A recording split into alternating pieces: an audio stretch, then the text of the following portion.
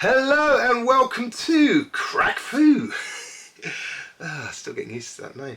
I had a really bizarre interaction with a guy the other day on Facebook. A friend of mine posted it in a Tai Chi forum saying, if you are doing Tai Chi and young enough to try full contact fighting in ring, cage or Li Tai, try it. Get over your first fight hump. You'll be glad you did. Test your martial art under real pressure. Now this really triggered Peter Morris. This guy, he left 5 different comments on this post within, I don't know, half an hour of it being up, all basically saying the only way to really understand whether your martial art works or not is to get in a street fight. That's complete nonsense, but let's go with it. I mean, one of the points he made was that street fighting gives you a much bigger adrenaline spike than fighting in an organised event. I think that is true. I don't think there's anyone that would argue with that. I don't believe. But let's think about this, right? What is the best way to prepare for such a big adrenaline spike? Would it be to practice in a safe environment in your dojo or your kun or your, I don't know what the Korean name is, you know, your training facility, right, where you feel safe? Or would it be to compete against somebody that is matched up to be a competitive fight for you?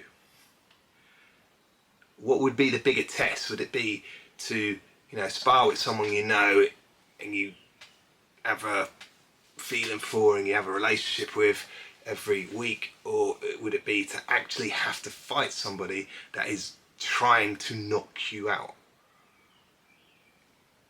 Right, which do you think would prepare you more? Would it be a full contact fight, or would it be safe training that you do week in, week out? Yeah, I mean, the other thing is, like, if you're testing your martial art, right, you need to know that your techniques work against a fully resisting opponent. The best way to do that safely is to compete. I don't know how anyone can argue against that. Like, if I can kick you in the head in the ring and knock you out, that means I can also do it in the street. I seriously don't get how anyone can argue this. So I left a few comments kind of making the point that full contact fights are a great way to pressure test your martial arts. Peter Morris didn't like it. He decided to private message me. So you assume, because I don't lock myself in a cage with a referee, I've never had to fight. I don't know why I didn't use that version of 2. I believe there's a bit more intensity fighting for your life than knowing a ref will break it up for you. Let's try that again, eh? I believe there's a bit more intensity fighting for your life than knowing a ref will break it up. You're a bit of a deal, aren't you? I struggled to read it then because the lack of grammar sort of threw me off a bit. Yeah, let's ignore that. I can ignore that. I can be the bigger person. Right, no one ever said anything about that. Let's have a look at the post again. If you're doing Tai Chi and young enough to try full contact fighting in ring, cage or Li Tai, try it. Get over your first fight hump. You'll be glad you did. Test your martial art under real pressure. Where does it say in that post that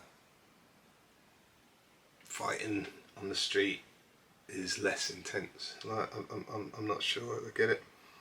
So I reply back, if you carry on messaging, just know I'll be using these messages for my YouTube channel.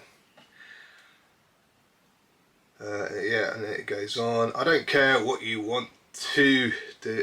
Again, I'll be the big man. Just because you have an opinion doesn't make it true. Well, no, but when it's backed up with logic, it kind of does.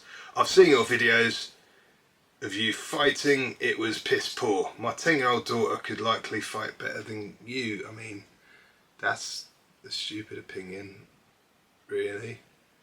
It's a bad attempt at an insult. So I put, and yet that still doesn't change the point, which it doesn't change the point. Like, the point is, full contact fighting is the closest, especially if you're like doing an MMA fight, it's the closest you're going to get to what you will find on the street while still remaining safe. No one said anything about boards. This is to do with a video that I just showed you, somebody breaking boards, thinking that that's going to prepare them more for a fight than an actual street fight.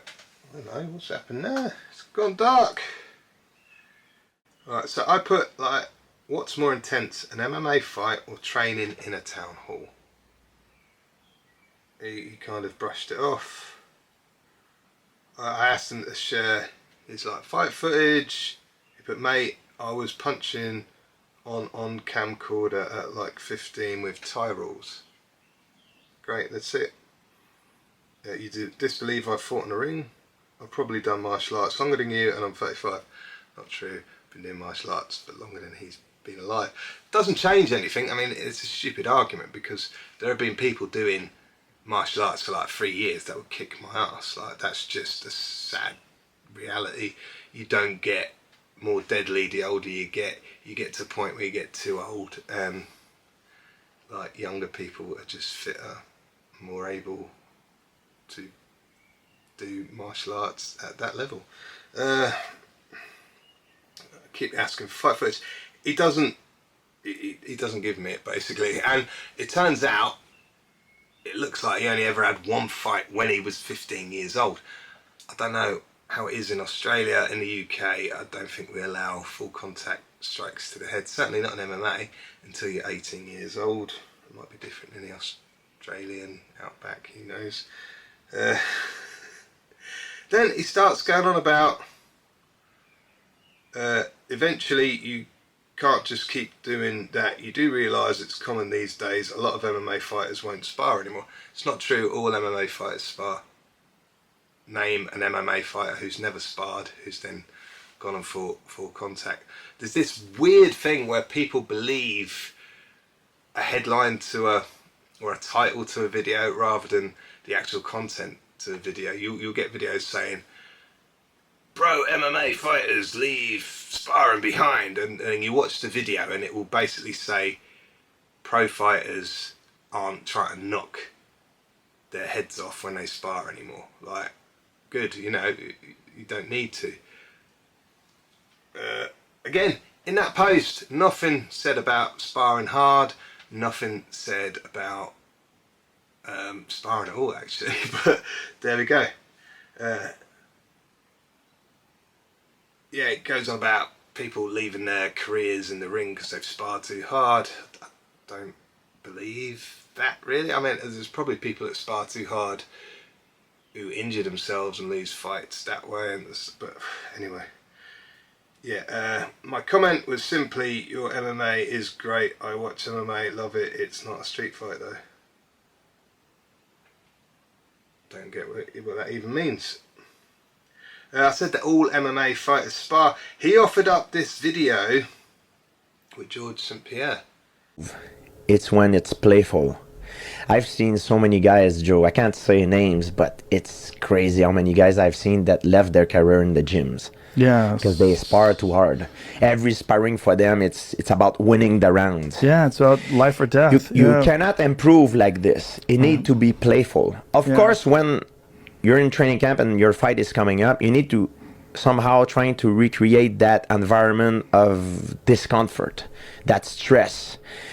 But when you're outside of that preparation zone, you need to be playful, and that's when you improve, when it's playful, when it's like a game, because you will be more prone to trying new things, and by trying new things you'll adapt. You'll be like, oh, this one works, this one doesn't work, but the one that works, I keep it in my. To which I put, yes, seen it. Where does he say fighters should never spar? Still waiting for your fight footage. Never got it. He put, only one of the best fighters of all time. He said keep it playful. I said, who totally spars, keep what playful. And this is Mr. Peter Morris telling me that these fighters don't spar anymore. The sparring. So I put, oh, so he does spar. Yeah, play spar, not like a retard. Right. And has he had fights? Of course he fights in his fights, not in sparring. So people should, I've actually written saw, should be spar obviously. That's a typo. I never said they shouldn't. Well, you did. He said like we shouldn't like MMA fighters don't spar anymore. Nonsense like that. But did the post you were commenting on say people should spar full contact at all times? But you're just twisting stuff now.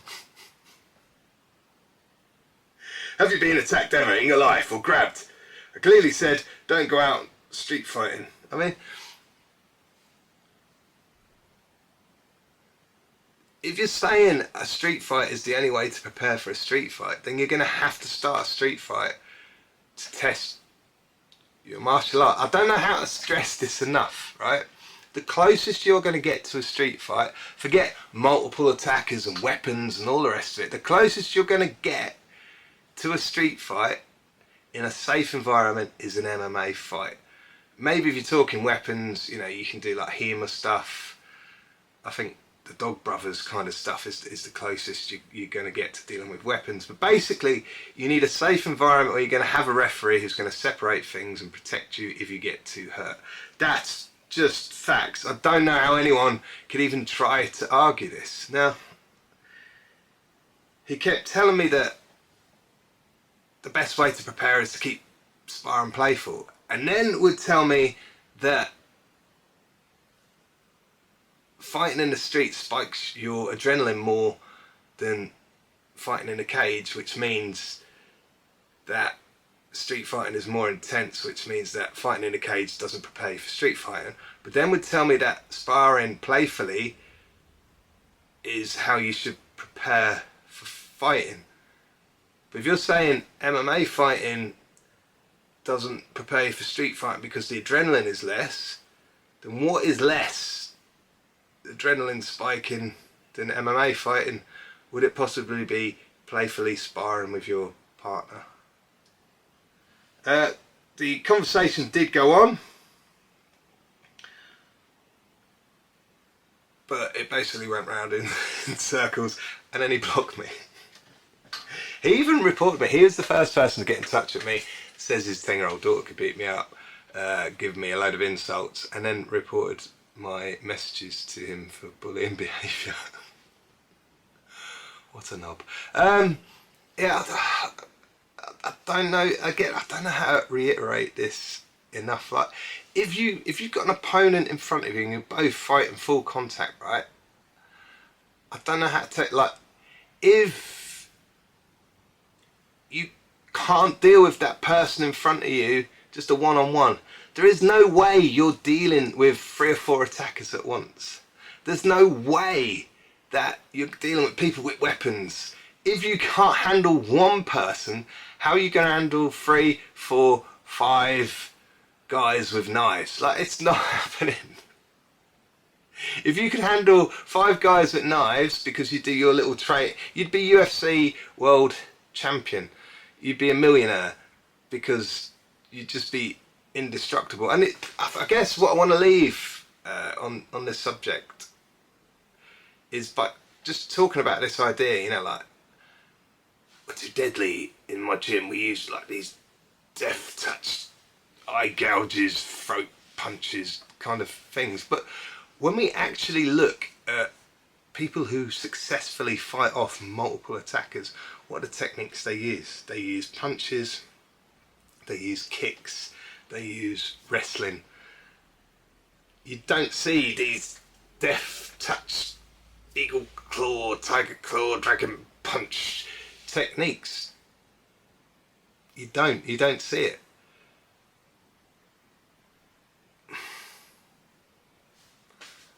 That's all I've got to say about that. So if you disagree with me, try and provide me with some evidence of it. Yeah. My back's still hurting. That's why I'm making these videos instead of like doing some training stuff. Catch you all soon. Thanks for watching. Like and subscribe. All of that jazz. See you on the next video.